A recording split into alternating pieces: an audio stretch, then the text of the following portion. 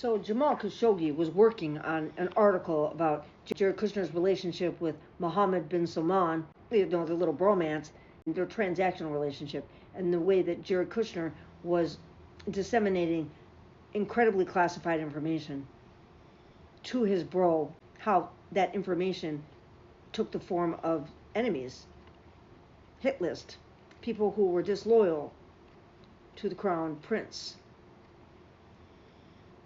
Kushner would get him that information.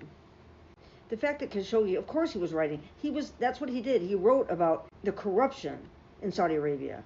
He lived in the United States for quite a while, and he had to go back to Turkey to get something to do with his marriage. He was getting married. His marriage license. And then also, October 19th of 2018, U.S. Representative Joaquin Castro of San Antonio, without citing evidence or sources, suggested on CNN that President Donald Trump's son-in-law and senior advisor Jared Kushner may have played a role in the death of Saudi journalist Jamal Khashoggi. He said, "Let me get to the point that I think is most disturbing right now." He said this to Poppy Harlow. The reporting that Jared Kushner may have, with U.S. intelligence, delivered a hit list and enemies list to the crown prince, to Mohammed bin Salman in Saudi Arabia, and that the prince may have then acted on that. And one of the people that he took action against is Mr. Khashoggi. So then Harlow interjected saying, "No, CNN is not reporting that claim, that we're not reporting that. No other major American media outlets have reported it either." And Castro pushed back and said, "I've seen reporting to that effect." And he said, that needs to be investigated. He said, "To be clear, I did not intend to accuse Jared Kushner of orchestrating the killing of Jamal Khashoggi. But based on several press reports, the close relationship between Kushner and Mohammed bin Salman is a source of concern for the U.S. intelligence community and those of us who want a transparent American foreign policy. This is especially problematic given the president and his family's business enterprises and the possibility that they profit from these foreign entities. For these reasons, Congress should be open an investigation to see whether Jared or any other administration official shared any U.S. intelligence with the Saudis that led to any political persecution, including the killing of Jamal Khashoggi." And now this story, this guy's funny. He's funny as fuck. He says, "Explosive New York Times story on Jared Kushner, ignored by almost everyone, including the New York Times." The New York Times broke an extraordinary story on April 10th involving the Trump family and a massive payoff from a ruthless murdering dictator. The article by David D. Kirkpatrick and Kate Kelly shocked the conscience of even the most jaded news consumer. What an amazing first paragraph.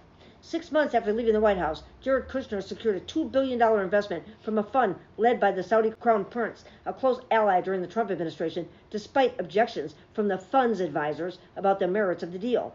Every single thing about this deal is just unimaginably wrong. Kushner had no private equity experience and appears to have signed up no other major investors. The Saudi panel found Kushner's fee excessive, called his operations unsatisfactory in all respects, and identified public relation risks from doing business with him. Nevertheless, MBS, who was wooed while serving as his father-in-law's Middle East envoy, insisted on making the deal. It could be payback for the past, such as when Kushner continued to serve Saudi interests even after his new friend was found to have ordered the killing and dismemberment of Washington Post columnist Jamal Khashoggi. It could be a down payment on a second Trump administration. It could be both. And yet 9 days later, Fox News viewers haven't heard a word about the deal. That may not be a huge surprise, but CNN viewers haven't heard a word about it either, nor have readers of its website, or have people who watch the news on CBS, NBC, or ABC, not on the nightly news, not on the morning shows, not on the Sunday shows. The Associated Press and Reuters also publish nothing. It's hard to prove a negative, but I scoured news websites and TV transcript databases, and I will upload my finding if necessary. How do these major news organizations simply choose to ignore a story that's this significant? Apparently they feel that more news about Trumpian corruption, no matter how spectacular, simply does not merit a mention. It's a damning reflection on their judgment, as well as a sad statement about the times we live in. But what's most troubling to me, actually, was that the New York Times let the story die. The editors and reporters there know full well the way you sustain interest in a story is that you keep writing about it, adding incremental developments and reactions, ideally on the front page. There's no better or worse example than its coverage of Hillary's emails. So where's the relentless follow-up stories keeping the Saudi payoff in the news? And to be clear, there are many angles worth following up. The silence from the Times and the others I mentioned, thankfully, has been pierced by a handful of other outlets, several of which raised, if not answered, the kinds of questions the Times should have continued to doggedly pursue day after day. On the PBS NewsHour on April 15th, Judy Woodruff at least asked two of the most important questions that needed addressing. Where are the lines? Where should they be? Sadly, in her case, these were rhetorical questions. Reporter Jeff Bennett capped off his listless rehash of the Times story with the verbless fragment sentence, a big dollar deal with big ethical questions. David Brooks and Jonathan Capehart also whiffed. Philadelphia Inquirer opinion columnist Will Bunch phrased the question a bit differently. How is Jared's fishy as heck $2 billion Saudi windfall not a crime?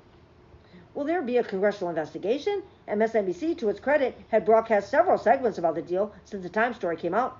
Most recently, Mehdi Hassan on Sunday played a clip of Senator Elizabeth Warren telling Pod Save America host Tommy Vietor, I think there's a question that the Department of Justice should take a really hard look at to see, does it violate any of our criminal laws? And I'd want to take a hard look at that.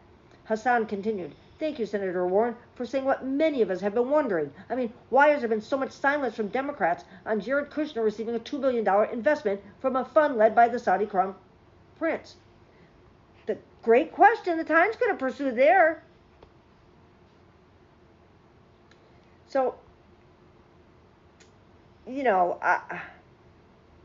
talks about how, like the Washington Post, Aaron Blake said at least, Donald Trump's 180 on Saudi Arabia. And he says that's a topic the Times could have addressed in a follow-up story.